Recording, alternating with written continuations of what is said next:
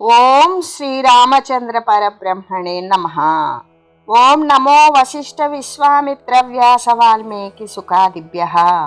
ఓం శుక్లాంబరధరం విష్ణుం శశివర్ణం చతుర్భుజం ప్రసన్నవదనం ధ్యాయేత్ సర్వవిఘ్నోపశాంతయే.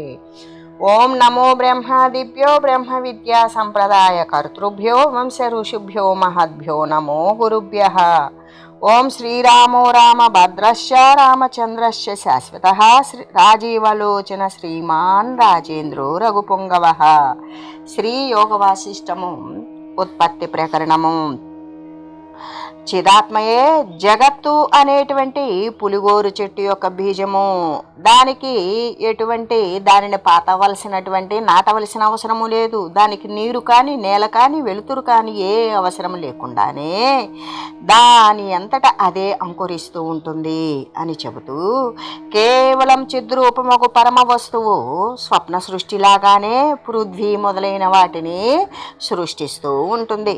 ఈ విశుద్ధ చైతన్యము ఎక్కడ ఉన్నప్పటికీ కూడా అది జగదాంకురాతిరక్తమే అని మనం గ్రహించవలసిందే. ఇది అసంగ స్వభావము కలిగినది. స్థూల జగత్తు యొక్క బీజము పంచతన్మాత్రల బీజము అంటే శబ్దస్పర్శ రూపరసగంధాదుల యొక్క బీజము అక్షయమును. ఇది ఏమాత్రము క్షయించేటువంటిది కాదు, అవ్యయము. ఇది శాశ్వతమైనది అయినా ఏ చైతన్యమైతే ఉన్నదో ఇట్లు జగత్తంతా కూడా బ్రహ్మమయమే అగుచూ ఉన్నది అని తెలియజేస్తూ, ఏవమేష మహాకాశే సర్గాదౌ పంచకో గణ చిచ్చక్య స్వాంగభూతాత్మ కల్పితో నాస్తి న వాస్తవః అనేనోచ్ఛూనతామేత్య యదపీఠం వితన్యతే తదప్యాకాశరూపాత్మ కల్పనాత్మని సన్మయం క్వచిన్న నామ తత్సిద్ధం యదసిద్ధేన సాధ్యతే స్వరూపం యద్వి కల్పాత్మ కథం తత్సత్య తామియత్. ఈ విధంగా సృష్టికి పూర్వమున మహాకాశమున తన్మాత్ర పంచకము ఉంటుంది. ఏ విధంగా ఈ యొక్క పంచభూతాలు సృష్టి కాకమునుపు, ఆకాశవాయు అగ్ని జల పృథువులు అనేవి కాకమునుపే అవి మహాకాశంలో ఏముంటాయి? తన్మాత్ర పంచకం ఉంటుంది, శబ్దస్పర్శ రూపరసగంధాదులు అనేవి ఉంటాయి. ఆ చైతన్యమే మరి స్వసామర్థ్యం చేత పంచతన్మాత్రలను కల్పిస్తూ ఉంటుంది. కల్పించి మరి ఇవి కల్పితములే అన్నప్పుడు వాస్తవానికి విచారించి చూస్తే ఇవి వాస్తవాలు కావు కదా. ఈ పంచతన్మాత్రలు వర్తిల్లి వృద్ధి చెంది స్థూలమైనటువంటి జగత్తుగా మారుచూ ఉన్నది. కాబట్టి సత్తును కల్పన అధిష్టానాన్ని ఉండేటువంటి దాని యందు స్వప్న కల్పనలాగానే స్వప్నం ఏ విధంగా కల్పించబడుతుందో, స్వప్నం ఎప్పటికీ నిజం కాకుండా ఉంటుందో, అలాగే ఈ కల్పన అనేటువంటి కల్పనాధిష్టమును అయినటువంటి దాని యందు స్వప్న కల్పనలాగానే ఈ జగత్తు మరి అవస్థితమై ఉన్నది అని తేలుతూ ఉన్నది. అంటే స్వప్నం ఏ విధంగా అబద్ధమో జగత్తు కూడా అబద్ధమే అని విచారణ ద్వారా తేలుచున్నది. అందువలన ఈ సమస్తాన్ని కూడా తత్స్వరూపమని తదిరక్తము కాదని స్పష్టమవుచున్నది. దేనికి తత్స్వరూపం? ఏ బ్రహ్మమయమైనటువంటి పరబ్రహ్మ వస్తువైతే ఉన్నదో దానికి అదే రూపమనియు దానికంటే భిన్నమైనది కాదు అని స్పష్టం చేస్తూ, అదచే తత్పంచకం బ్రహ్మాత్మ కథయాధియా తత్పంచకం విద్ధి ప్రౌఢో బ్రహ్మైవ త్రి జగత్క్రమః యదా స్ఫురతి సర్గాదావేశ పంచక సంభవః తదైవాద్యేహ భూతత్వే యాతి కారణత స్వయం ఏవం న జాయతే కించిత్ జగజ్జాతం న లక్ష్యతే. కేవలము కల్పన అనర్థితమగునది ఎట్లు సత్యమవుతుంది? ఏ విధంగా? కేవలము అది కల్పన, అబద్ధమే అంటే కల్పించబడింది. అనర్థమైనటువంటిదా ఏ విధంగా విచారించినప్పటికీ కూడా అది సత్యము కానే కాదు. అలాగే సృష్టి ప్రారంభమునందు మరి తన్మాత్ర పంచకము తద్భూత జగత్తును అంటే సృష్టి ప్రారంభమునందే ఏమున్నది? ప్రారంభానికి ముందే పంచతన్మాత్రములు ఉన్నాయి. ఆ పంచతన్మాత్రల ద్వారా పంచభూతాలు ఉత్పన్నమైనవి. ఆ పంచభూతాలే ఈ జగత్తు అనేటువంటిది. ఇవన్నీ దేని నుండి వస్తున్నవి అంటే బ్రహ్మ చైతన్యం నుండే వికసిస్తూ ఉన్నవి. దీనికంటూ స్వయం ప్రతిపత్తి లేదు. బ్రహ్మమే జగత్కార్యమును కారణమును కూడా అయి ఉండడం వల్ల జగత్ అనే పదార్థం ఇంకొకటి జన్మించనే లేదు. ఎందుకు? ఇప్పుడు తన్మాత్ర పంచకంగా ఉన్న బ్రహ్మతత్వమే, మరి తద్భూత పంచభూతాలుగా ఉన్న ఆ బ్రహ్మమే, జగత్తుగా వచ్చినా కూడా ఆ బ్రహ్మ చైతన్యమే. కాబట్టి ఇక్కడ ఎటువంటి జగత్ కార్యంలో జరిగేటువంటి ఏ కారణాలు కూడా ఏం చూసినా ఏమై ఉన్నది అంటే జగత్తు అనే పదార్థం అనేటువంటిది ఇక లేనే లేదు. అసలు జగత్ అనేటువంటి విషయం జన్మించనే లేదు. జన్మించినట్లు ఎవ్వరికీ కూడా విచారించినటువంటి వారికి ఎవ్వరికీ అనిపించలేదు. స్వప్న సంకల్పపుర వద స్వప్న సంకల్పపురవద తత్సదనుభూయతే బ్రహ్మాకాశ పరాకాశే జీవాకాశత్వమాత్మని. స్వప్న దృష్టములైన నగరాదులు అంటే స్వప్నంలో కనపడతాయి కొన్ని నగరాలు. ఏ విధంగా మనం ఎక్కడికో వెళ్తున్నట్టు, ఏమో చేస్తున్నట్లు, ఏదేదో వింత వింతగానో ఇబ్బందిగానో ఇలా కనబడుతూ ఉంటాయి. ఇవన్నీ ఏంటి? అసత్తులయ్యు, అవి అసలు లేనివే అయ్యి కూడా సద్వస్తువుల్లాగా అనుభూతములగునట్లు. అసలు స్వప్న వస్తువు అనేది స్వప్నం అనుభవించేటప్పుడు తప్ప స్వప్నాన్ని వదిలేసిన తర్వాత అది అసలు వస్తువా?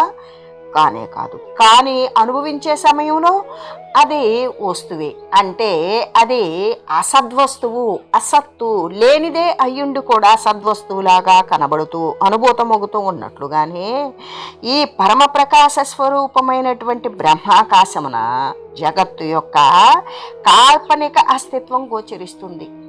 ఏది?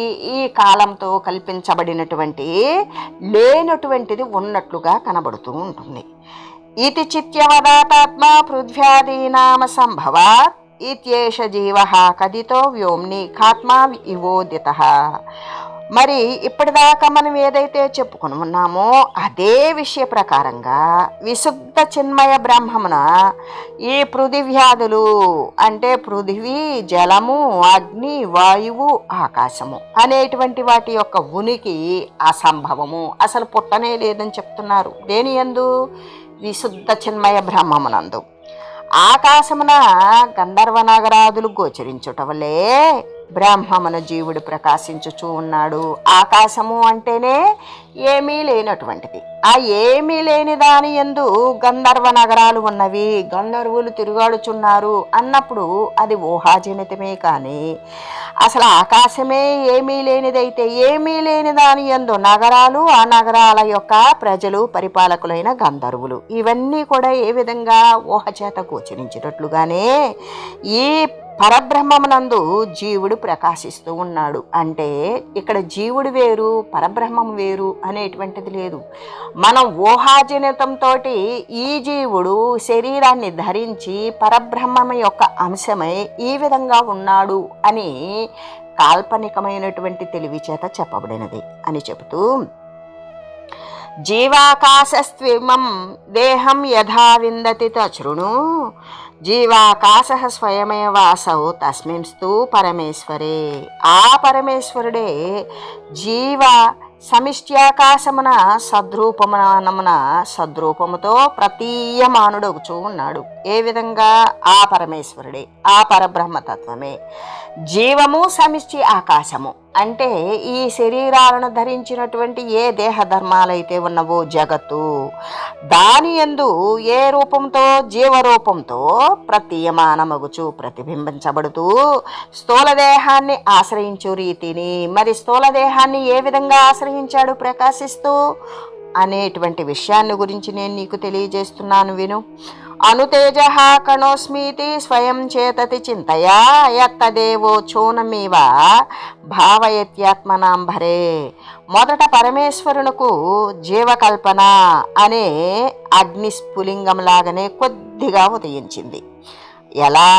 మొట్టమొదట ప్రారంభంలో ఏ విధంగా పరమేశ్వరునికి జీవకల్పన అంటే శరీర ధారణలు అనేటువంటివి నిప్పురవ్వల్లాగానే మరి అగ్నిస్ఫులింగము అన్నప్పుడు నిప్పురవ్వలు ఏ విధంగా మినుకు మినుకుమంటూ పైకి లేచి లేకుండా పోతాయో అలాగే కొద్దిపాటి ఆలోచన జీవకల్పన చేయాలి అనేది వచ్చింది. అలా వచ్చినప్పుడు ఇట్టి కల్పనా బలం చేతనే స్థూల జీవి ఉదయిస్తుంది. ఈ స్థూల దేహముతో కూడినటువంటి దేహము దానిని ఆశ్రయించుకున్నటువంటి జీవి కూడా ఉదయిస్తుంది.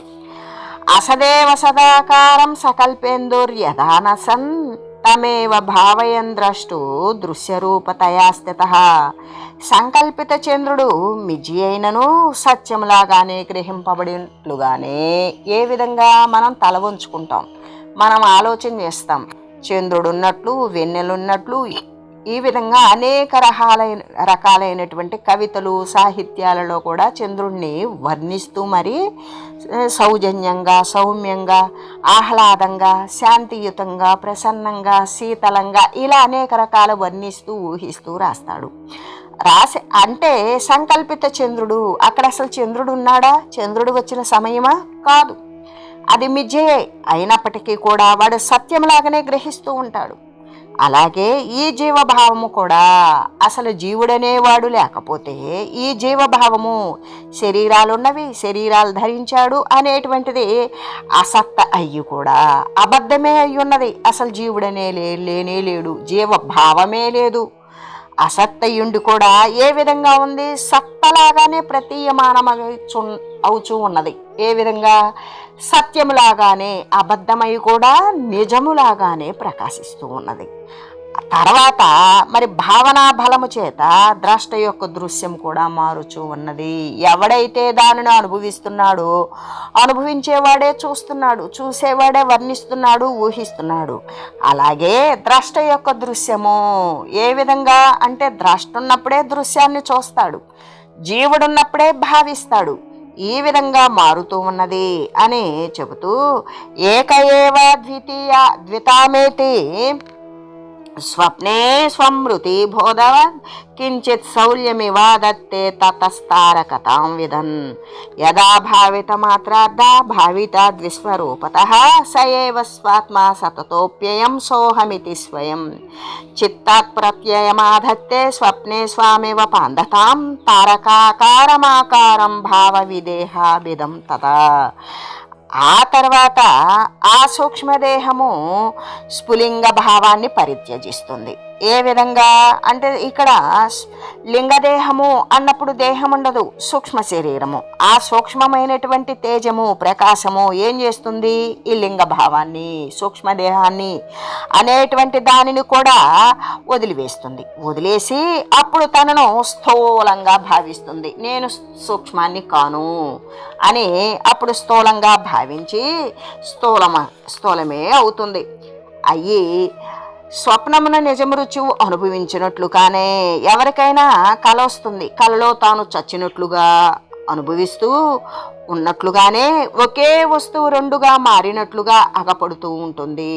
అంటే ఏదైనా ఒక వస్తువు రెండుగా, నాలుగుగా అట్లా భిన్నంగా కనపడినట్లుగా కనబడుతుంది. కానీ వాస్తవానికి అది రెండు అవుతుందా? ఏమాత్రము కాదు. ఒక చంద్రుడు ఉన్నాడు, రెండు చంద్రులు అవుతారా? కారు. అలాగే ఆ లింగదేహం కూడా జ్ఞాన చిత్తకల్పనల చేత స్థూల శరీరాన్ని గ్రహిస్తుంది. గ్రహించి ఆయా ఉపాధుల యొక్క సోహంభావమున భావితమవుతూ ఉంటుంది. ఏ విధంగా అవుతుంది అంటే ఏ ఉపాధి అయితే ఉన్నదో ఆ ఉపాధి యొక్క భావము చేత మరి ఏ సర్వవ్యాపకమైనటువంటి పరమాత్మ ఉన్నదో అదే నేను అనేటువంటి భావాన్ని భావిస్తూ ఉంటుంది అని తెలియజేస్తూ భావయత్యేతి తద్భావం చిత్తం చేత్యార్థతామివ పరిత్యజ్యైవ తద్బాహ్యం తతస్తారక కోటరే అంతర్భాతి బహిష్టోపి పర్వతో ముకురే యథా కోపసంస్థో యదా దేహః సముద్గక గతం వచః. ఏ విధంగా అంటే ఇంకా అలాగా భావిస్తూ ఈ లింగాకారమే మరి భవిష్యత్తు స్థూల శరీరానికి కారణమగుచూ ఉంటుంది. అంత మాత్రమే కాకుండా పురుషుడు స్వప్నమున తనను తాను బాటసారిగా తలంచుకుంటాడు. ఏది కళ అనుభవించేటప్పుడు తనను కూడా జీవుడు అట్లా తనను తాను పాంధునిగా అంటే బాటసారిగా తలచుకున్నట్లుగానే జీవుడు దేని యందు స్వప్నమందు జీవుడు తనను శరీరుగా భావించుకుంటూ ఉంటాడు. అయితే చిత్తము ఏ ఏ విషయాల ఆకారం దాలుస్తూ ఉంటుందో జీవుడు కూడా అలాంటివే అయినటువంటి ఉపాధుల్ని ధరిస్తూ ఉంటాడు. పర్వతము బయట నుండి అద్దంలో కనబడినట్లుగానే పెద్ద పర్వతం మరి అద్దంలో కూడా కనపడుతుంది కదా. అలాగే సర్వమునందు కూడా ఉన్నటువంటి ఈ ఆత్మ జ్యోతిర్మయ లింగ రూపమున నేను అంటే అహం అనేటువంటి అభిమానాన్ని దాల్చి అక్కడ వెలుస్తుంది. నూతిలో పడినవాడు బయటికి రాలేనట్లుగానే మరి ఎప్పుడైతే నేను అనేటువంటి లింగ శరీరాన్ని ధరించి నేను అనుకుంటుందో ఈ ఆత్మ, అలాగే నూతిలో పడినవాడు బయటికి రాలేనట్లుగానే ఈ ఆత్మ దేహాన్ని ధరించి దేహాభిమానాన్ని వదలలేకపోతుంది. ఇలాగా సృష్టికి పూర్వమున మహాకాశమున తన్మాత్ర పంచకాలు ఉంటాయి. చైతన్యమే స్వసామర్థ్యముతోటి మరి పంచతన్మాత్రలను కల్పిస్తుంది. ఇవి సత్యాలా అంటే కావు. ఈ పంచతన్మాత్రలు ఇలాగ వర్తిల్లి అదే స్థూల జగత్తుగా మారుతూ ఉంటుంది.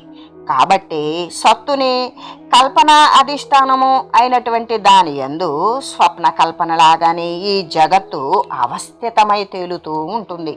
అందువలన ఈ సమస్తము కూడా దాని యొక్క రూపమేనని, దానికంటే అది అంటే ఆ బ్రహ్మము రూపమేనని, ఆ బ్రహ్మము కంటే భిన్నమైన రూపము కాదని స్పష్టమగుచూ ఉన్నది. కేవలము కల్పన అనర్ధితమైనటువంటి దాని యందు సత్యం ఎలా ఉంటుంది? ఉండదు కదా. అలాగే సృష్టి ఆది యందు తన్మాత్ర పంచకము తద్భూత జగత్తును బ్రహ్మ చైతన్యము నుండియే వికసిస్తూ ఉన్నప్పటికీ బ్రహ్మమే జగత్కార్యానికి కారణము కూడా అయి ఉండడం వల్ల జగత్తు అనే పదార్థం ఇంకొకటి ఉన్నదా అంటే అసలు అది జన్మించనే లేదు.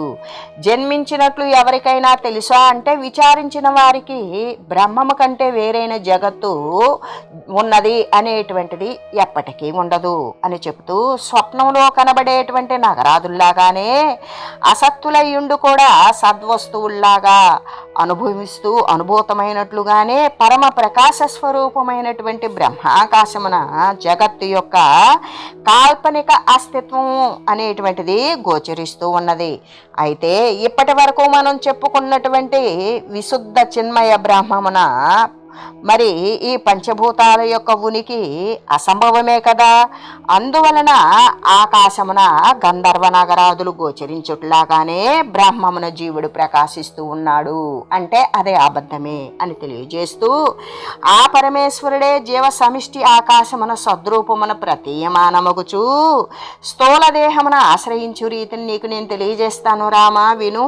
మొదట పరమేశ్వరునికి జీవకల్పన అనే అగ్ని విస్ఫులింగాల్లాగానే కొద్దిగా నీకు నిప్పురవ్వలాగా అలా ఉదయిస్తుంది. ఇట్టి కల్పనా బలము చేతనే స్థూలజీవి ఉదయిస్తూ ఉంటాడు.